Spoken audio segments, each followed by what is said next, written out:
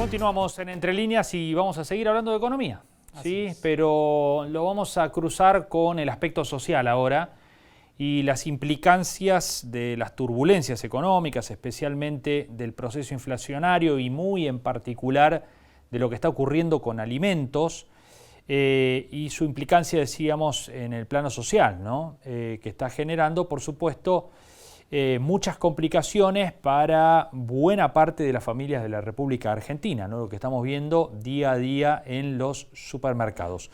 Leopoldo Tornaroli, lo hemos tenido aquí en varias oportunidades, es economista, especialista en temas de distribución y en las implicancias justamente socioeconómicas.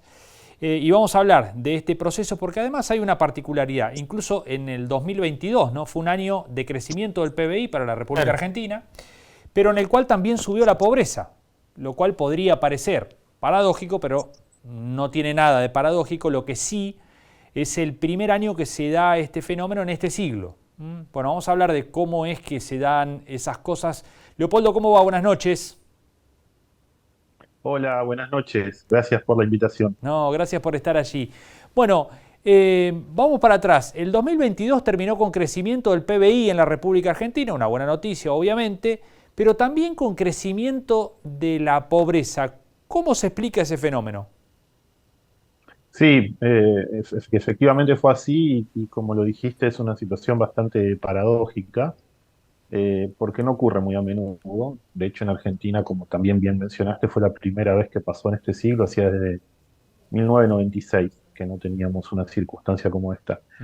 En realidad lo que pasó fue que sobre todo en el segundo semestre del año de 2022, cuando el crecimiento un poco se desaceleró y la inflación se aceleró, por el contrario. Recuerden que a partir de mitades de año, en particular después de los cambios del ministro de Economía, hubo una aceleración de la inflación que dura todavía hasta ahora. Se combinaron esos dos factores y entonces el crecimiento que hubo en esa segunda parte del año, que fue de por sí ya más baja que la primera parte del año, fue más que compensado por esa aceleración inflacionaria. Vos tuviste en 2022 una suba del producto de 5,2, pero ese 5,2 se divide en más de 6 puntos en la primera mitad del año y menos de 4 puntos en la segunda mitad del año. Ujú. De hecho, fue casi negativo el crecimiento en el último par de meses del año.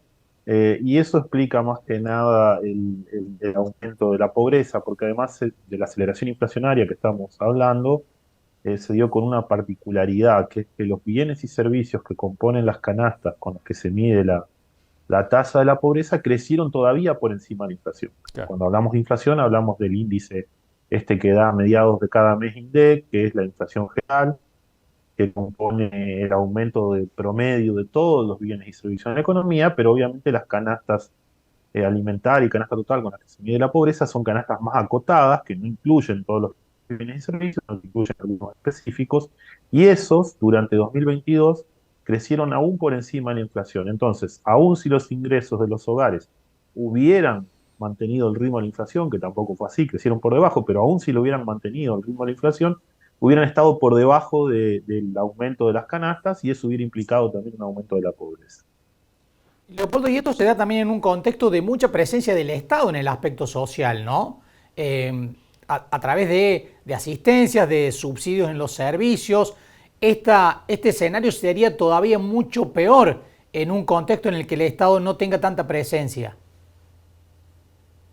Sí, efectivamente, y en los números se ve eso, porque a la par de que hubo un crecimiento de la tasa de pobreza, la tasa de indigencia, que es bien en la cola izquierda, en la parte más baja de la distribución de los hogares más pobres, digamos, los grupos más desaventajados de la sociedad, la tasa de indigencia se mantuvo constante, incluso decreció un par de décimas, digamos, respecto al año anterior. Y esa indigencia es la que se mide con el precio de los alimentos. Y como sabemos, los precios de los alimentos se aceleraron más que los otros y aún así la indigencia no aumentó. ¿Por qué? Bueno, porque esas asistencias del Estado, esas transferencias que mencionás, se concentran sobre todo en el 10-20% más pobre de la población y entonces impidieron que suba la indigencia, pero no suelen ser suficientes para evitar subas de pobreza en un contexto de inflación tan amplio, porque además en la situación actual que está el Estado en términos fiscales y de presupuesto, es prácticamente imposible asistir con un monto que sea suficiente para salir de la pobreza al 40% de la población. Claro. Imaginarás, 40% de la población de Argentina es casi 20 millones de personas, y si le tenés que transferir a esto un monto para sacarlos de la pobreza, obviamente incurrirías en un déficit aún mayor que el que tenemos ahora y que ya de por sí es bastante problemático, ¿no? Uh-huh. Leopoldo, hablábamos del cierre del año pasado, ¿no? Esta descripción en donde la inflación de alguna manera había tocado el pico allá cuando se fue Guzmán en julio, que había dado 7,4, después se acomodó entre 5 y 6. Ahora, en el arranque de este 2023, fue a 7, fue a 8 y ahora creen algunos que mayo podría dar 9. ¿Qué pasa con la pobreza en este contexto? Sí, lo más probable es que bueno, lo vamos a saber recién a finales de este mes, de junio, del mes que empezó hoy. Vamos a tener una primera idea de cómo, si bien no es un dato oficial del INDEC va a dar alguna información que nos permite adelantar a los que nos dedicamos a esto el dato de pobreza de los 6 meses que van entre octubre y marzo de 2023. Ahí vamos a tener una primera idea, impresiones que va a aumentar quizás un par de puntos. Yo creo que el último dato que conocimos, recuerden, fue 39,2, el del segundo semestre de 2022, posiblemente esté por arriba de 40, y no sería raro que incluso esté por encima de 41% la tasa de pobreza, porque como bien decís, esos 3 meses mostraron otro salto más en la inflación, y además se siguió manteniendo esto que les mencionaba, que pasó en 2022, que es que las canastas subieron por encima de... El precio de las canastas subió aún por encima de la inflación.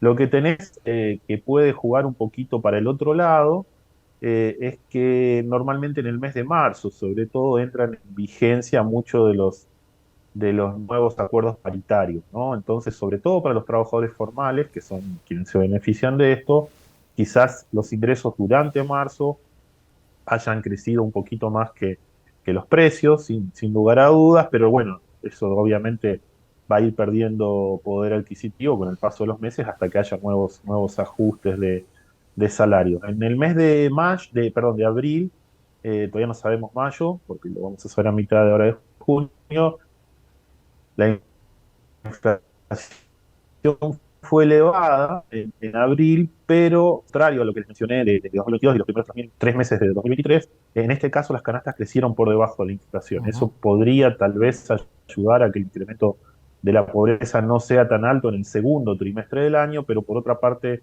lo que dicen todos los economistas que se dedican a la macro es que en este segundo trimestre del año es donde vamos a tener el comienzo fuerte de desaceleración de la actividad económica producto de la sequía, ¿no? Con lo cual difícilmente haya algún otro efecto positivo que alcance a compensar ese. Así que todo indicaría que tanto en el primer trimestre, que lo vamos a saber a finales de este mes, como en el segundo trimestre del año, que lo vamos a conocer en septiembre, antes de las elecciones generales, vamos a tener aumento de la pobreza, con lo cual estaremos probablemente cerrando el año por encima del 40% y quizás en valores similares a los que tuvimos en el peor momento de la pandemia en cuanto a pobreza.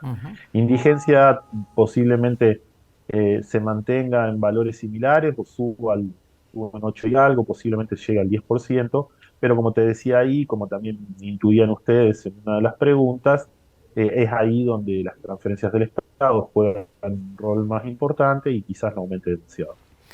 Leopoldo, muchísimas gracias por estos minutos con nosotros. Un gusto, como siempre, escucharte. Bueno, muchas gracias por la llamada. Que tengan buenas noches. Gracias. Igualmente para vos. Leopoldo Tornaroli, economista, analizando los números de la pobreza, del impacto social que está teniendo la crisis económica en el país.